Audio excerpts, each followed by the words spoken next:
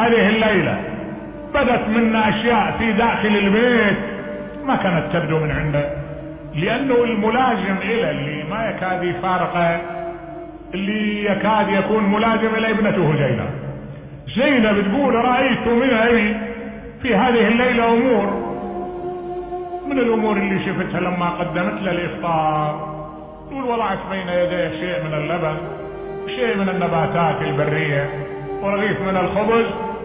قال لي بني احذفي شيلي أحد الأدامين، تريدين أن يطول وقوفي بين يدي الله؟ تقول قلت له يا أمير المؤمنين هذا إفطارك، أنت تناول منه. قال هذا يكفيني.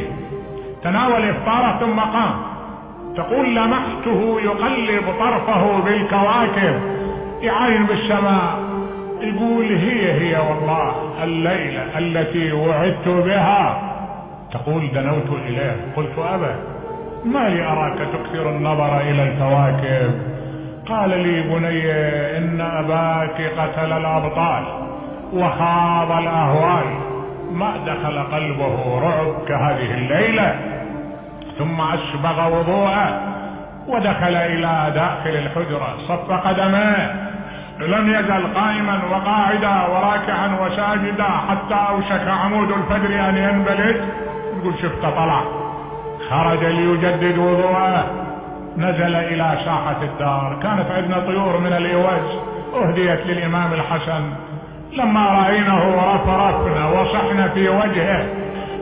قال الإمام صوايح تتبعها نوايح، وفي غداة غد سينزل القدر المحتوم.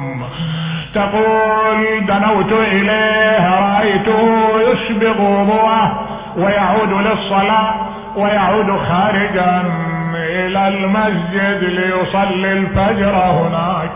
لما نزل إلى ساحة الدار وأراد أن يفتح الباب انحل مئزره، أخذ يشد مئزره وهو يقول اشدد حيازيمك للموت، فإن الموت لاقيك، ولا تجزع من الموت إذا حل بناديك، ولا تغتر بالدهر وإن كان يواسيك. كما ضحكك الدهر كذاك الدهر يبكيك. تبعه الحسنان أرجعهما من باب الدار وأقبل إلى المسجد على عادته. تناول المأذن كبر، ولما فرغ من التكبير والأذان هبط يوقظ النائمين إلى الصلاة، ودخل إلى محرابه، ركع الركعة الأولى، سجد السجدة الأولى، ولما أراد أن يرفع رأسه يقول عبد الله بن محمد نظرت إلى بريق الشام وسمعت قائلا يقول الحكم لله لا لك يا علي، وهو السيف على رأسه.